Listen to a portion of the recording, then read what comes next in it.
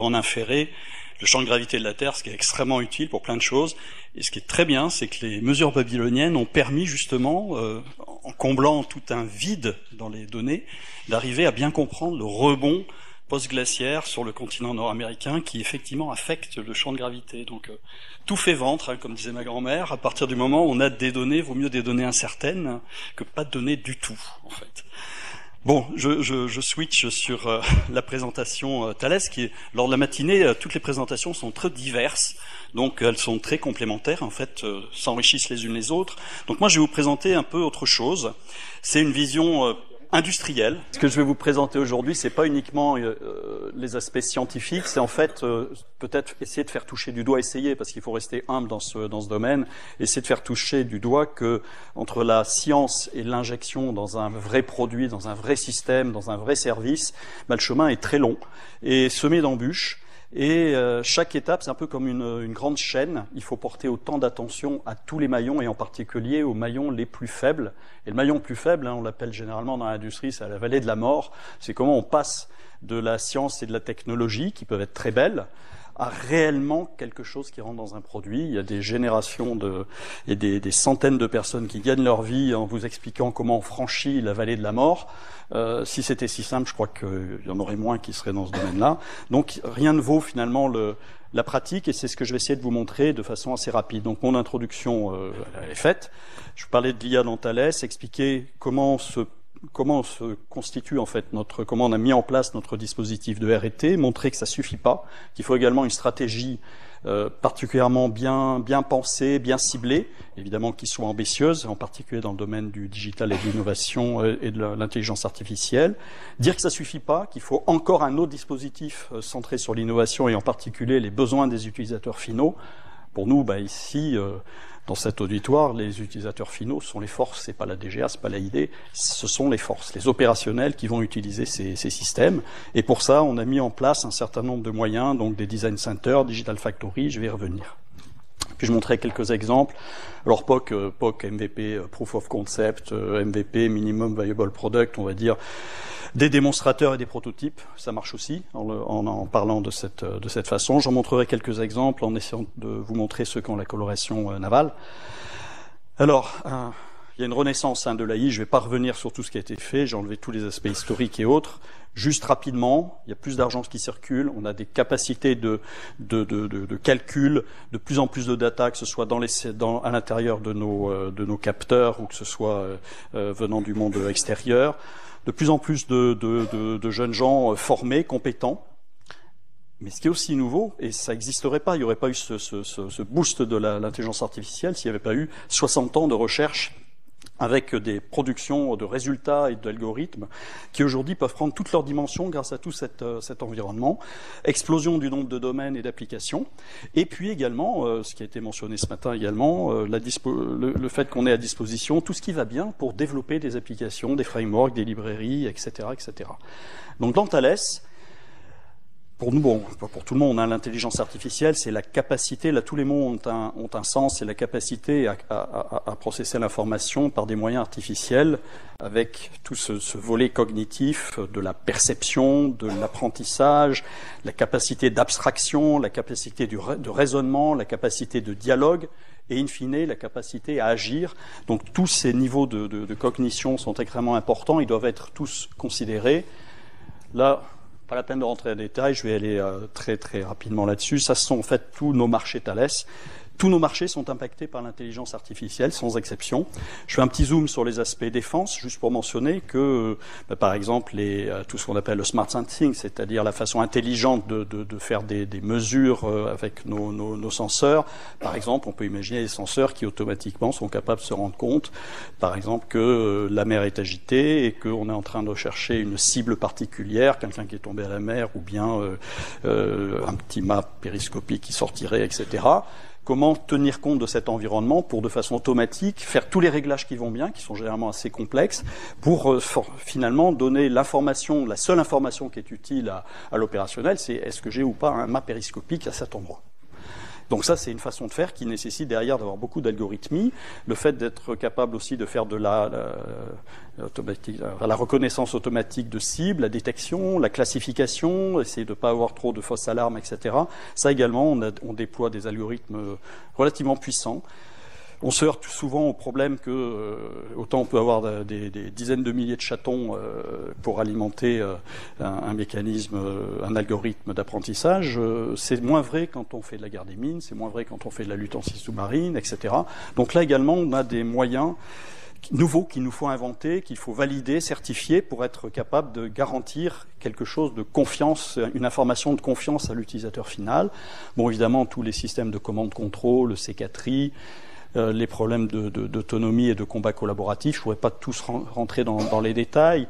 Juste ce qui a été présenté dans un contexte civil, donc il n'y a pas une planche défense, pour vous montrer qu'en fait Thales, c'est pas les GAFA. On est obligé d'aborder le problème sous un angle relativement différent, voire totalement différent. Notre problème, c'est quoi? Ce sont les systèmes critiques, des systèmes où la vie de l'homme est en jeu. C'est pas du tout pareil que des systèmes, finalement, si ça se plante, vous rebootez votre PC, vous recommencez le nombre de fois qui va bien. Il n'y a absolument pas de souci particulier derrière. Le problème, c'est pas de reconnaître des dizaines de milliers de chatons et savoir qu'il y a un panda au milieu. Non, notre problème, c'est on est en temps réel. Il y a un enjeu de vie humaine à la clé. Si je dois prendre des décisions, moi humain, les plus rapides possibles, comment je peux le faire avec la réactivité qui va bien, avec le degré de confiance, sans être totalement saturé par ce tsunami de données. Eh bien là, il y a besoin d'avoir des assistants virtuels en lesquels on a confiance. Ce matin a été montré HAL, enfin c'était IBM, vous déclarez c'était dans le Stanley Kubrick. Là.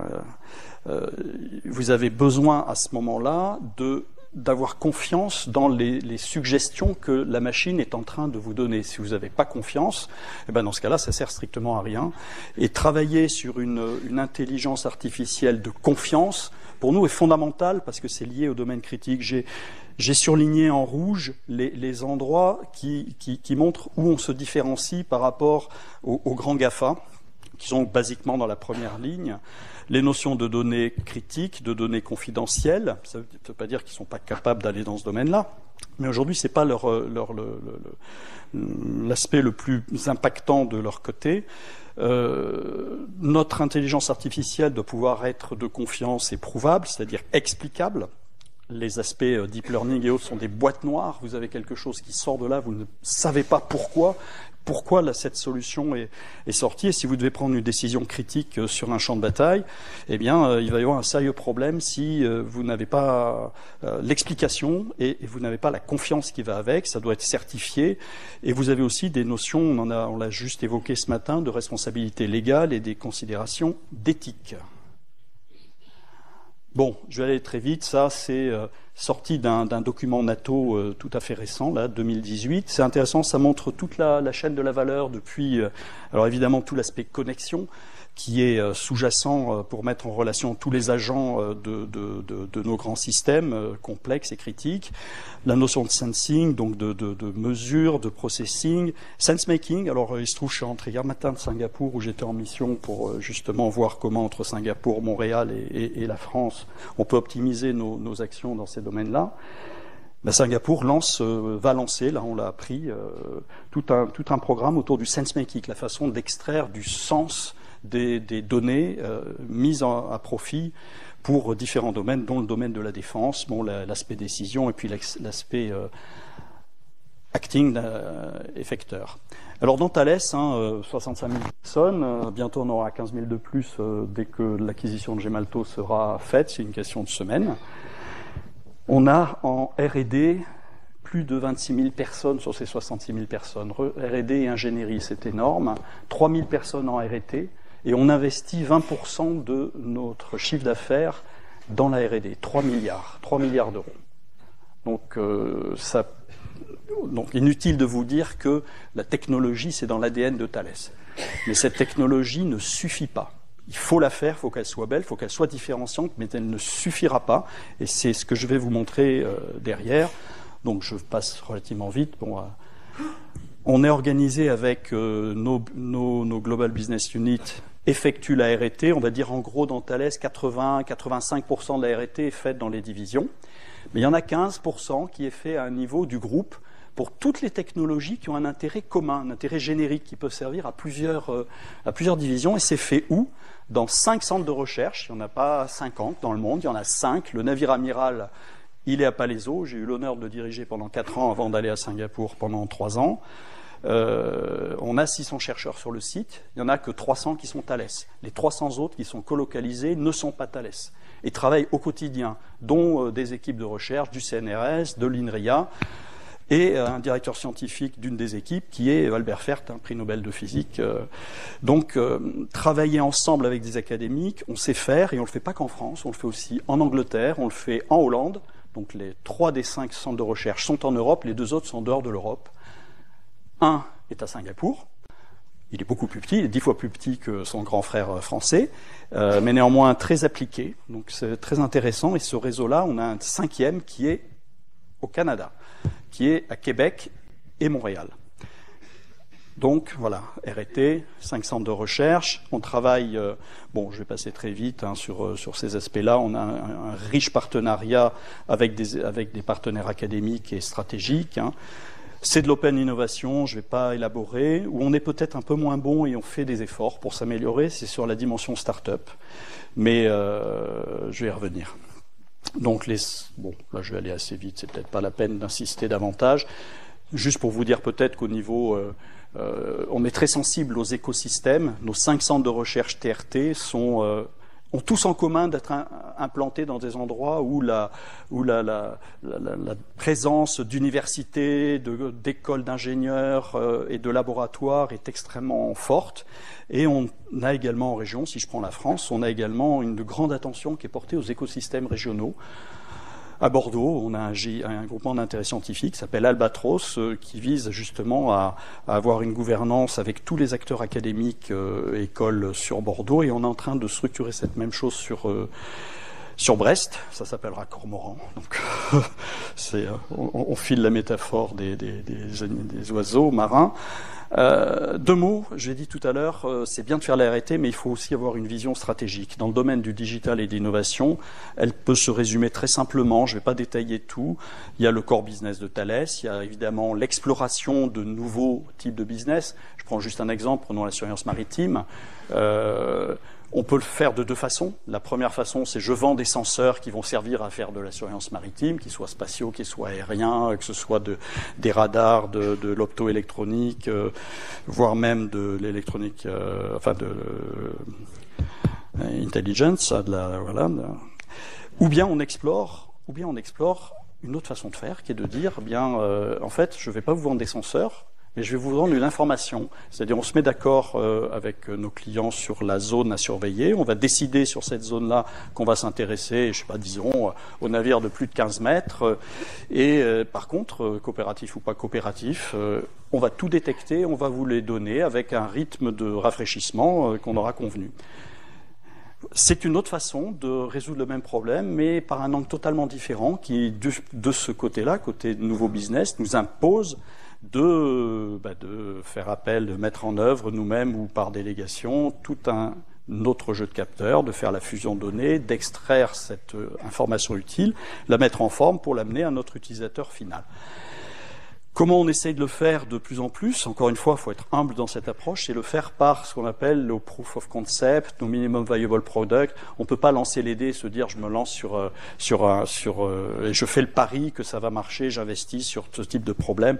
Non, on a besoin très très tôt de s'assurer que c'est un vrai problème qui répond à des besoins opérationnels, et derrière de tester les idées qu'on peut avoir. Et on va être obligé d'avoir plus d'une dizaine de bonnes idées, a priori, pour que peut-être dans cette dizaine de bonnes idées, on va peut-être avoir que 3-4 qui vont passer en mode démonstrateur, et peut-être qu'à l'issue des phases de démonstration, finalement, il n'y en aura plus qu'une ou 0. Et ça, c'est important parce que c'est une approche qui doit prévoir la prise de risque. Si on ne veut pas prendre de risque, on va faire des paris peu ambitieux, on va effectivement arriver au bout, hein, on va partir sur une idée, on va la pousser raisonnablement, sauf qu'à la fin, on aura quelque chose qui ne correspondra pas au meilleur du marché, au meilleur des compétiteurs. Donc ça, je ne voudrais pas enfoncer des portes ouvertes, mais c'est pas si évident à faire, compte tenu des investissements lourds qui doivent être faits. Ça fait partie d'une réflexion interne assez poussée dans Thales, et qui évidemment est d'autant plus vibrante que le contexte compétitif est fort et mondial, évidemment. Les écosystèmes, j'y reviens pas, vous avez parfaitement et la connaissance de tout ça, et vous comprenez ce que je vous dis. C'est plutôt l'aspect système de système sur lequel je voudrais faire un point. On a défini en fait 4 technologies qui pour nous sont les technologies clés dans lesquelles il faut investir. Et si on n'investit pas au bon niveau, ça ne peut pas fonctionner. Donc les 4 technologies, c'est la connectivité et l'Internet des objets, qui fournit tout un tas de données qui ensuite doivent être traitées, donc par les technologies big data. Hein, je suis désolé, mes planches sont en anglais, et parfois j'utilise un peu ces anglicismes, mais vous voudrez bien me pardonner. On a également, à partir de ces données, besoin d'en extraire la connaissance. Donc ça, c'est la mise en œuvre de l'intelligence artificielle, et de façon tout à fait transverse, la cybersécurité qui doit s'appliquer sur l'ensemble de ces données et de ces algorithmes, sachant aussi quand même que l'intelligence artificielle peut permettre aussi de traiter de la cybersécurité. Et tout ça prend sens dans une démarche d'aller vers davantage d'autonomie des systèmes. Je ne vais pas rentrer dans le détail, ce n'est pas l'objet aujourd'hui, mais les différents niveaux d'autonomie, le niveau ultime étant un système qui est capable tout seul de prendre ses décisions sur un terrain, pouvant même aller, dans certains cas, jusqu'à la décision d'action létale. Hein, donc je ne vais pas revenir sur... si j'ai une question tout à l'heure, je veux bien la prendre, sur les déclarations de mon PDG. Donc la relation, en fait, vous voyez bien que l'intelligence artificielle, c'est une chose. Là, on a essayé... Je ne vais pas non plus trop rentrer dans le détail, mais on a essayé de faire un peu une cartographie des différents types d'intelligence artificielle et voir comment l'intelligence artificielle s'appuie sur le big data et comment finalement le big data permet d'avoir la meilleure extraction d'infos par l'intelligence artificielle. Et ce qui est intéressant là-dessus, pourquoi on l'a fait aussi, c'est parce que on en avait un petit peu marre d'entendre parler que du deep learning, que du machine learning, etc. L'intelligence artificielle, c'est pas que ça. C'est important, l'approche par les données, mais il y a également un volant d'activité qui est l'approche par les modèles, donc, dont on vient de parler, qui est extrêmement important, et ce serait vraiment être borne que regarder que d'un côté ou que de l'autre. Les meilleurs seront ceux qui sauront quand est-ce qu'il faut regarder d'un côté sur les modèles, être capable de regarder sur les données, et surtout d'hybrider ces deux-là, c'est-à-dire être capable, suivant les cas de figure, d'aller vers l'un ou d'aller vers l'autre, et d'être bon globalement. Voilà, ça c'est juste aussi, c'est une illustration qui montre que finalement, si j'avais à vous montrer jusqu'elle est la partie machine learning, c'est la partie marron là, un petit peu en haut, mais il y a tout le reste. C'est tout ça en fait, l'intelligence artificielle. Donc attention à ne pas être trop réducteur, il faut être bon dans tous ces domaines. Au niveau des clusters, des pôles mondiaux d'excellence en intelligence artificielle, bon, on a pas les eaux, autour de notre centre de recherche. On a à peu près 150 personnes qui travaillent dans le domaine de l'intelligence artificielle en France, avec des principaux partenaires. C'est bien structuré. On vient d'investir assez massivement au Canada avec une 50aine de personnes, entre Toronto, qui était mentionné ce matin, Montréal et Québec. Et c'est l'initiative Cortex, jeu de mots avec AI pour intelligence artificielle. Les grands partenaires, on travaille ensemble. Vous avez peut-être suivi dans la presse l'annonce qui a été faite il y a à peu près 15 jours sur le fait que on venait de confier à Thales une très grosse initiative au niveau européen de structuration du paysage européen en matière de communauté d'intelligence artificielle. Donc c'est un très gros programme, 80 membres, 60 instituts de recherche européens, 21 pays, 20 millions d'euros. Bon, challenge pour nous, on est chargé de faire... il me reste combien de minutes là ? 5 minutes. Bien. Eh ben, écoutez, il va falloir que j'accélère. Voilà, la e-timeline, ça fait depuis les années 90 que l'on travaille dans ce domaine-là. Clairement, nos pistes principales, c'est hybrider l'intelligence artificielle entre modèles et données. L'intelligence artificielle explainable, que l'on peut expliquer, en qui on peut faire confiance, et le dialogue homme-machine également sont nos axes de recherche. Notre stratégie 3D, bon, je ne vais pas la présenter, elle est relativement... prendrait un petit peu trop de temps. On travaille aussi avec les startups, extrêmement important. De plus en plus, on essaye d'injecter dans nos proof of concept des technologies qui ne sont pas que des technologies Thales, mais des technologies innovantes. Et de ce point de vue-là, on mène un gros effort de structuration et de compréhension de ce qui existe. Steve Jobs est très clair, tout part et procède de l'expérience utilisateur. Là, dans Customer, moi j'entends utilisateur. C'est pas du techno-push, mais avant tout, à un moment donné, il faut vraiment reboucler le plus tôt possible sur les besoins des opérationnels. Donc pour faire ça, on a mis en place tout un réseau de design centers de par le monde. Et ces design centers permettent, donc le voilà, les réseaux. En France, ma division a la chance d'en avoir 2. Un qui est à Brest, donc je vous invite, il est hors les murs, et c'est un endroit entre les utilisateurs finaux et les gens qui portent la technique, la technologie, et je vais y revenir tout de suite. Donc on en a un autre à Bordeaux qui fonctionne très bien. D'ailleurs, le patron du Design Center de Brest est dans la salle là-bas, Emmanuel, coucou. Évidemment, nous en avons un et nous avons à Singapour. Il y a 3 endroits dans le monde où on a simultanément, je dirais, les 3 armes fatales. Un centre de recherche Thales dans son écosystème, plus une Digital Factory pour développer rapidement, de façon agile, les meilleurs prototypes. Encore une fois, la notion d'accélérer est extrêmement importante. Et le 3e, c'est le Design Center qui va permettre de mettre ensemble des gens qui parlent un langage différent, les gens qui ont des besoins opérationnels, les gens qui ont des connaissances technologiques, les gens qui ont des connaissances business également, marketing, stratégique. Comment faire en sorte qu'avec tous ces ingrédients, on réussisse la mayonnaise? Ben ça se fait bien avec une méthodologie assez connue depuis 50 ans, le design thinking, mais on a fait ce pari-là. Et on a 3 endroits dans le monde où on a simultanément ces 3 ingrédients. C'est Paris, c'est Singapour et c'est Montréal. Et d'ailleurs, l'Innovation Hub de Singapour, c'est moi qui l'avais mis en place. Voilà, cette innovation centrée sur l'utilisateur. Alors, le mot business, vous le remplacez par opérationnel. Enfin, business, non. Le business, c'est nous industriels. Et user, c'est les opérationnels. Et la façon de faire, c'est assez simple. Vous faites ce qu'on appelle une user research. Vous penchez sur les besoins, les pains, ce qui vraiment est très difficile, les problèmes difficiles qui empêchent de dormir nos clients et nos end-users. On travaille avec eux dans des cycles extrêmement courts. On fait germer des idées, on prototype, on revient vers eux, on vérifie que ça correspond. Si ça ne correspond pas, on reboucle. Tout ça va très très vite et on peut sortir des choses très importantes. Là également, on a structuré notre approche. C'est assez classique, l'approche de ce qu'on appelle l'innovation funnel. J'insiste sur le fait que c'est un entonnoir. Au milieu, vous avez une phase extrêmement importante, c'est la décision ou pas d'aller dans un produit. Les ordres de grandeur, c'est entre dans la phase d'idéation, j'ai une idée ce matin en me rasant et ça pourrait faire sens, je vais la creuser.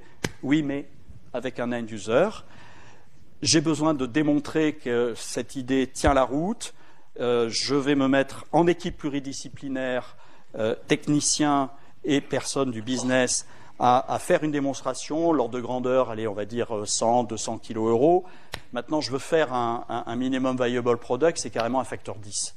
Donc on comprend bien que pour franchir ces étapes, pour passer de la démonstration à un produit réel, il faut un dossier solidement constitué. Et on met en place, nous en interne, ceci. Et on est en train de passer d'un modèle, je dirais, cylindrique à un modèle en entonnoir où réellement il va falloir qu'on ait les 14-15 très bonnes idées en amont, les meilleures possibles, quitte à en injectant du sang frais, des idées venant de l'extérieur, des start-up, des laboratoires, des universités.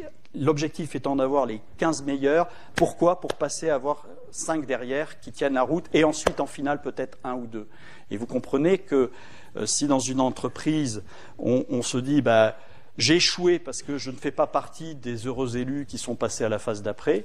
Ça va pas marcher. Donc pour nous, clairement, ceux qui n'ont pas ce financement, c'est simplement parce qu'il y en avait qui avaient encore un meilleur dossier, un meilleur potentiel de business. Et c'est pour ça qu'ils ont été choisis, mais ils sont tous gagnants.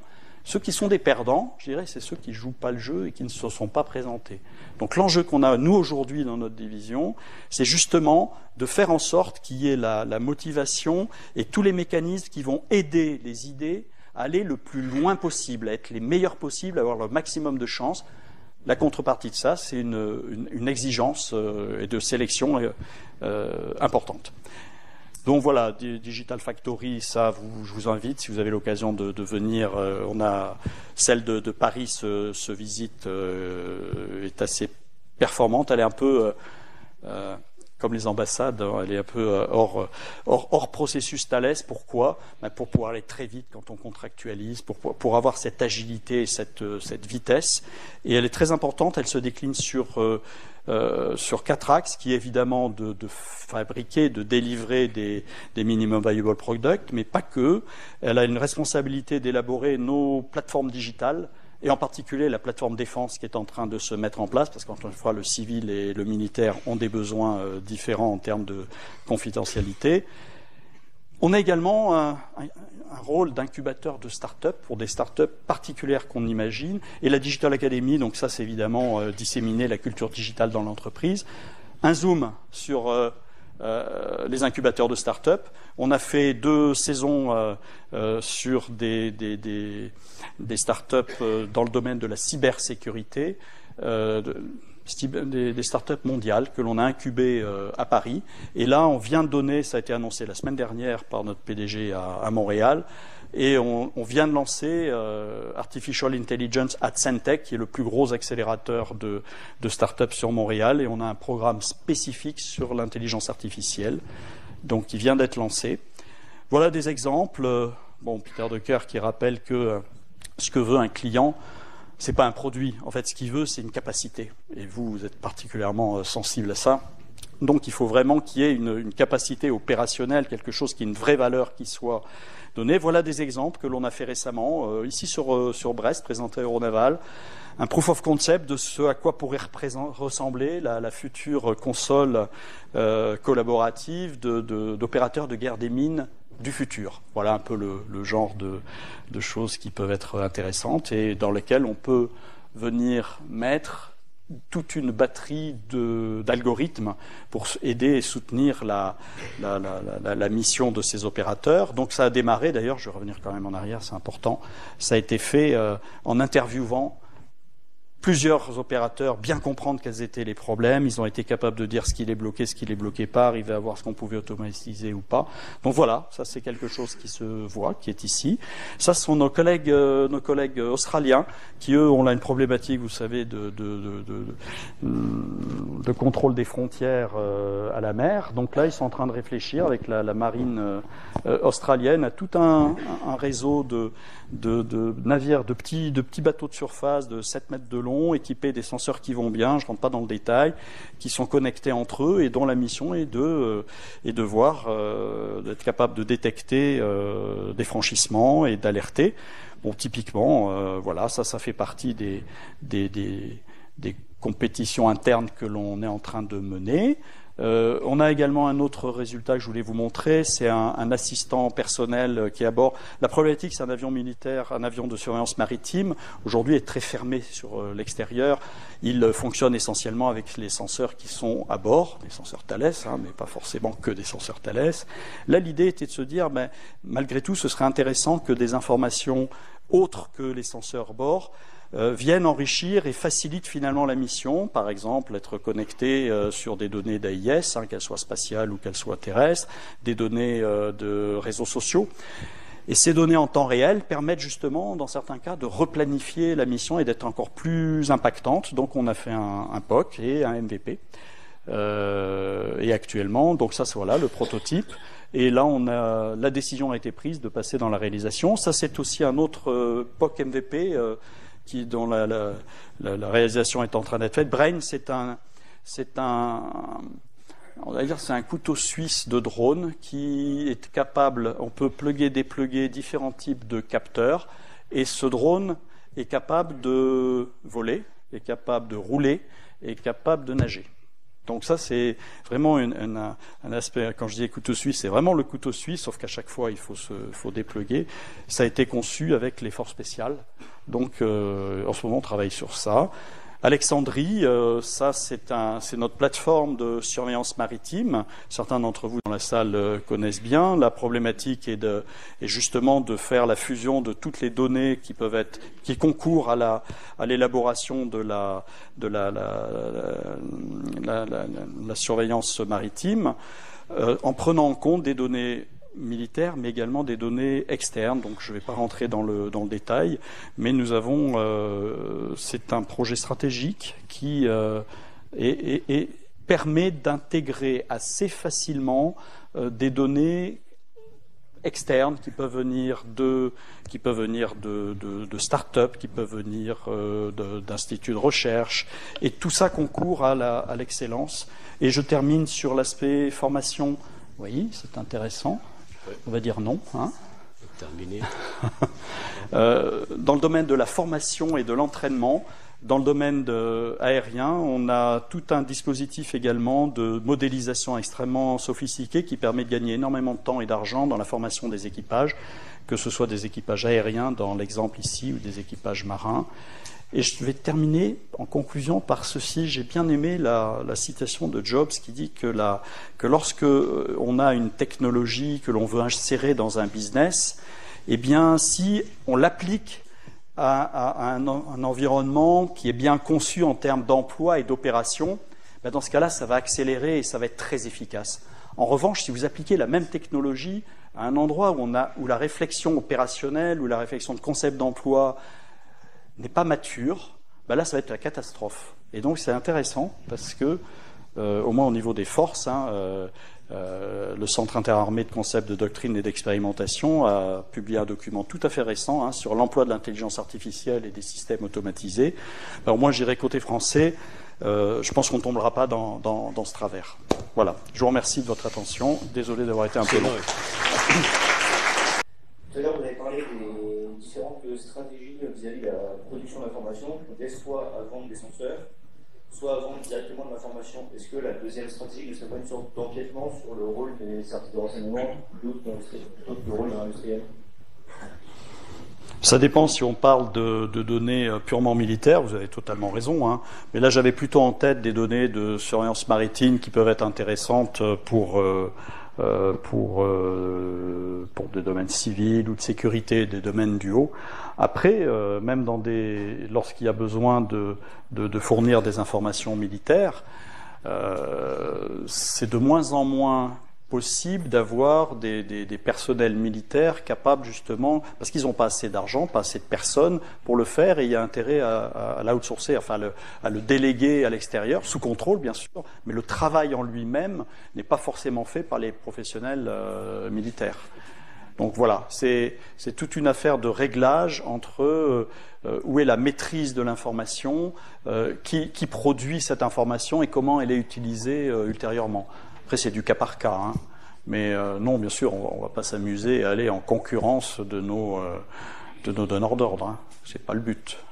Vous parlez des GAFA, mais on entend moins parler des grands groupes de défense, notamment aux US. Et vous parlez aussi de... Alors, je suis étonné de ça parce qu'en fait, d'une certaine façon, on peut dire la révolution numérique dans le monde de la défense, par exemple, dans le domaine du sonar, à tête des années 80, les sonars étaient numérisés, de numérique un peu plus tard. Comment vous expliquez qu'en fait, alors qu'on aurait pu penser que les groupes de défense auraient porté de la technologie, que ce soit les GAFA qui soient le plus en vogue? Est-ce que vous faisiez peut-être de l'intelligence artificielle en appelant comme ça, ou bien c'est vraiment... La réponse est la taille du marché.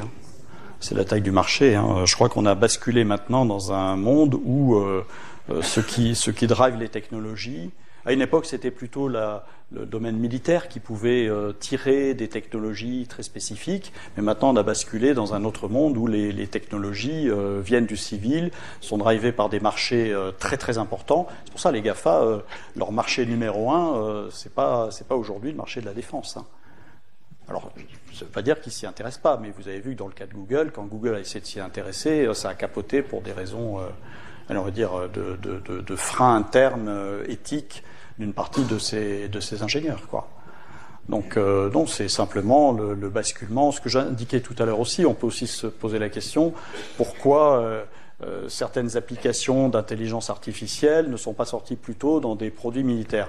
J'ai envie de vous dire oui. Nous, dans notre division Underwater, hein, donc qui fait partie de ma division, notre business line, a vendu un pays nordique des torpilles qui intégraient un système d'intelligence artificielle à bord, mais c'était très tôt, prématuré, ça marchait bien, mais ça nécessitait trop d'efforts, d'autofinancement soutenu. Ben, la décision business a été de dire bon bah ok, ça marche, mais c'est pas suffisamment foudroyant pour que on développe. C'était pas le bon moment.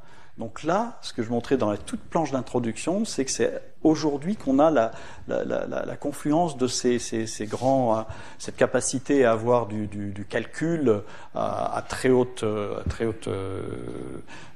intensité. Aujourd'hui, du coup, on peut l'embarquer. Notre problématique, on peut l'embarquer. C'est pas nécessairement, ça doit pas rester au sol. C'est quelque chose qu'on savait pas faire il y a 5 ans. Donc vraiment, il y a un vrai basculement en ce moment, ce que les Anglais appellent le tipping point. Vous êtes sur une ligne de crête, et il suffit d'un souffle pour que vous passiez d'un côté ou de l'autre. Ben, là, on est passé de l'autre côté, quoi.